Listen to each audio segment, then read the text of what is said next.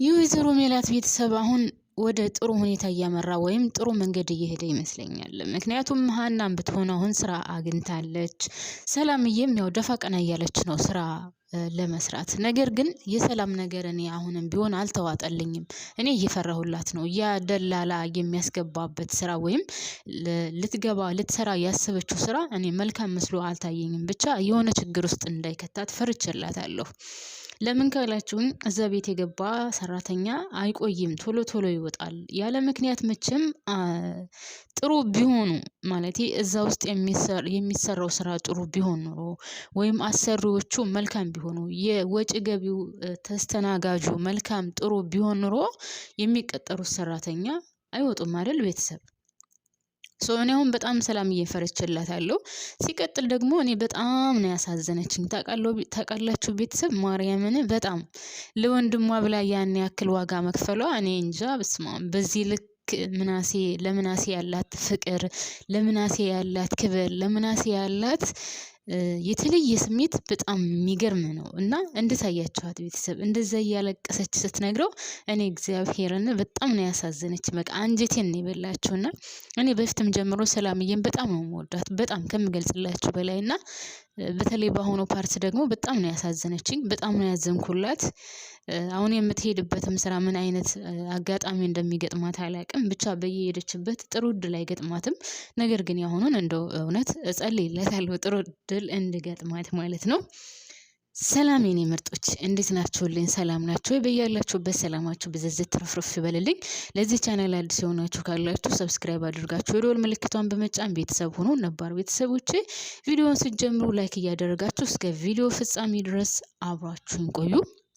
እስኪ ስለ ሰላምዬም ሀሳብ አስተያየት ካላችሁ ታካፍሉኛላችሁ። እና እኔ ሰላምዬ በጣም አንጀቴን ነው የበላችኝ። እውነት እኔ ስለምወዳትም ነው መሰለኝ ከመጀመሪያው ጀምሮ ተከታትየዋለሁ ይሄን ድራማ እና እኔ ሰላምዬን በጣም ነው የምወዳት፣ በጣም ከምገልጽላችሁ በላይ በቃ ሁሉ ነገሯ ይመቸኛል። በቃ መናገር ያለባትን ትናገራለች፣ ማድረግ ያለባትን ታደርጋለች፣ ወደኋላ አትልም። እናቴ አባቴ የሚባል ነገር የለምና ማንንም የሚገርመው ነገር ማንንም በተለየ አይን አታይም። እና እኔ በጣም ነው የምትመቸኝ እውነት ለመናገር። እና በተለይ ደግሞ በምናሴ ዙሪያ ያላት አመለካከት በጣም ለወንድሟ የተለየ ስሜት ነው ያላት። ታውቃላችሁ ከእናቷም ከአባቷም በላይ ወንድሟን በጣም ነው የምትወደው። እና ለሱ የከፈለችው መስዋዕትነት እንግዲህ ሰላም ማለት ታውቃታላችሁ በጣም ሙልቅቅ ያለች ከሚገባው በላይ ምናምን ነበረች። ነገር ግን ወንድሟ እዛ ሄዶ ሲሰራ ለወንድሟ ስትል እሱን ተከትላ ሊስትሮ ትሰራ ነበር። ነገር ግን ያንን ስሜቷን ምንም የአንድ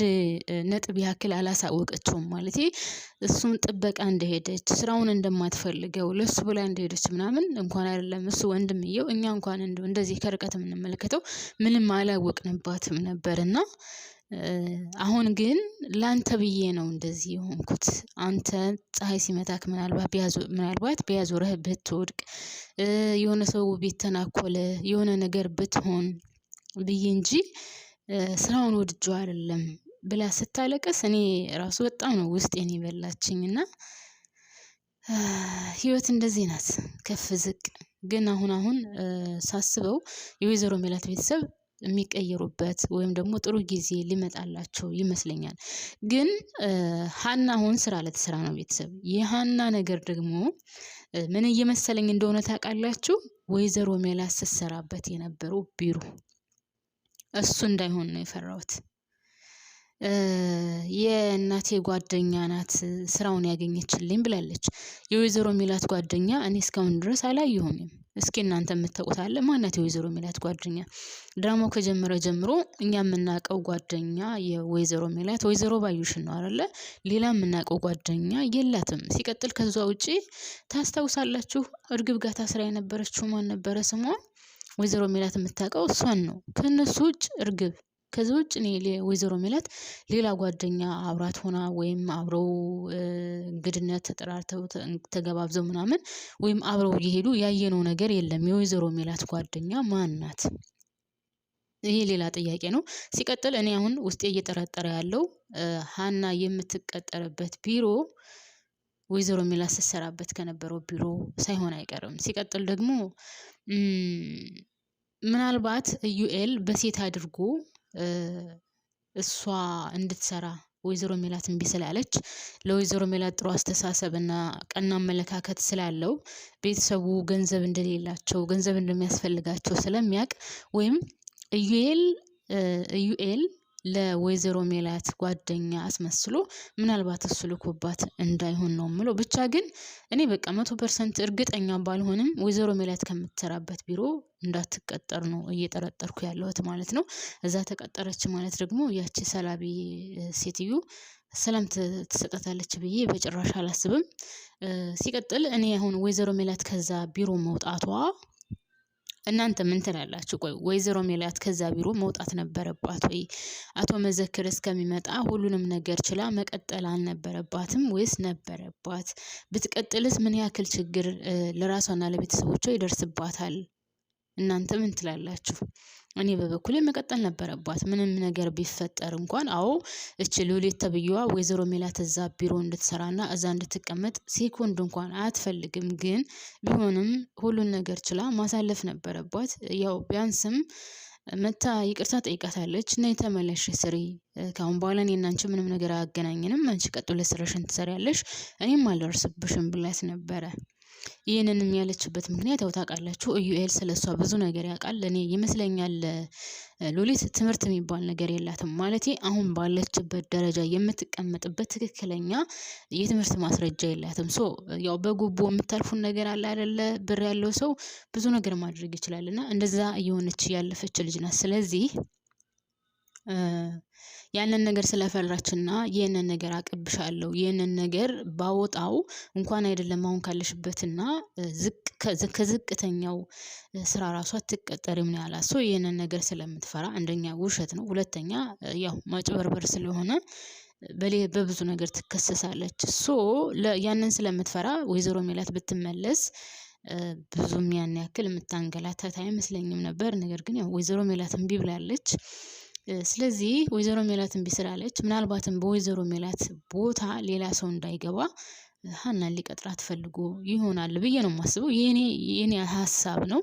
እና ወይዘሮ ሜላት ደግሞ ከዛ ስራ ስትወጣ ያስገባት አቶ መዘክር እስከሆነ ድረስ ለሱ ጠይቃ መናገር ነበረባት አይደል? ቤተሰብ እንደ ሀሳብ ነው የመጣልኝ ሀሳብ ነው። ለአቶ መዘክር ደውላ አቶ መዘክር ለመታከም ነው የሄደው። ስልክ ማዋራት ይችላል አይደለ?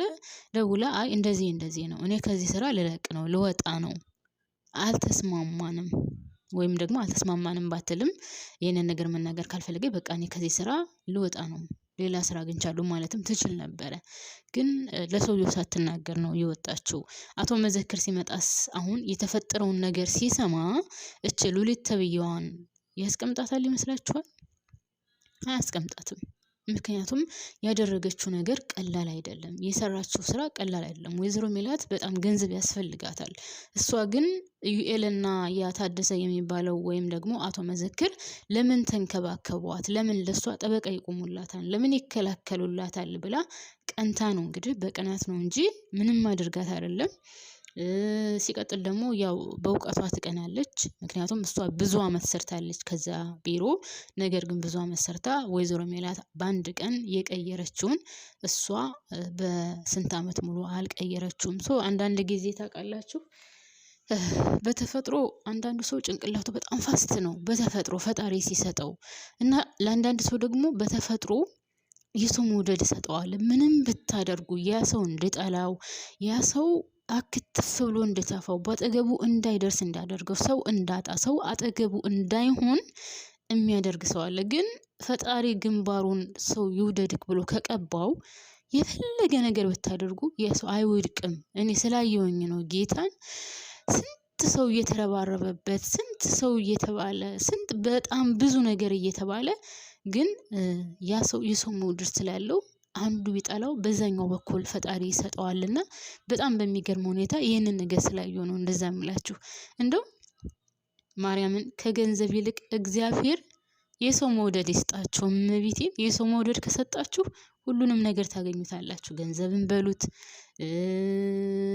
ብርም በሉት ምንም ይሁን ታገኙታላችሁ። ፈጣሪ የሰው መውደድ ከሰጣችሁና እውነት ፈጣሪ የሰው መውደድ ይስጣችሁ ነው የምለው።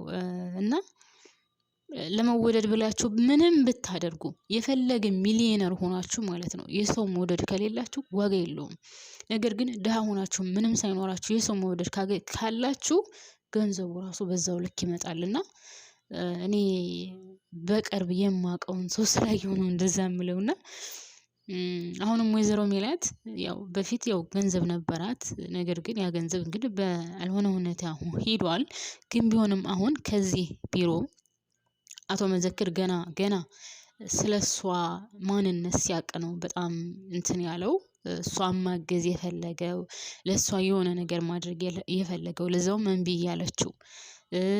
ኢዩኤልም ቢሆን መጀመሪያ አላወቀም ነበር እንደዛ ከቤቱ ሄዳ ስትሰራ ምናምን ብቻ ብዙ ነገር አልፏን ብዙ ነገር ሆኗል። ነገር ግን ውድ ቤተሰቦቼ አቶ ታደሰም በሉት ኢዩኤልም በሉት አቶ መዘክርም በሉት የእሷን ችግርና የእሷን ውጣ ውረድ ካወቁ በኋላ ለእሷ ጠበቃ ነው የሆኑላትና ይሄ ነገር ደግሞ ለሉሊት በጣም ነው ያናደዳት። እኔ ይሄን ያክል አብሬያቸው ቆይቼ ትናንትና መጥታ ለምን ጠበቃ ይሆኑላታል፣ ለምን ያግዙላታል፣ ለምን ይንከባከቧታል የሚለው ነገር አቃጥሏታል።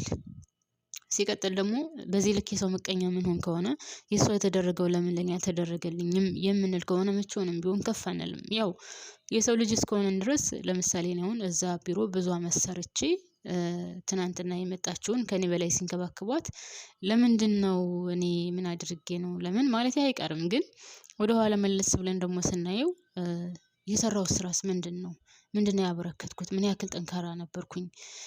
ትናንትና ይቺ ሴትዮ መታ ለምን ቀየረችው? ለምን ይሄን እቅድ አውጥታ የቢሮ ወይም የዚህ ድርጅት ስራ እንትኑ እንድቀየር አደረገች? ሂደቱ ወይም አካሄዱ አሰራሩ እንድቀየር አደረገች የሚለውን ዙራ ማሰብ ነበረባት ሉሊት። ነገር ግን ይሄንን ነገር ማሰብ አልፈለገችም። ለማንኛውም ውድ ቤተሰቦቼ ቀጣዩን ይዤ እመጣለሁ። እስካሁን አብራችሁን ስለቆያችሁ አመሰግናለሁ። ላይክ አትርሱ። ስወዳችሁ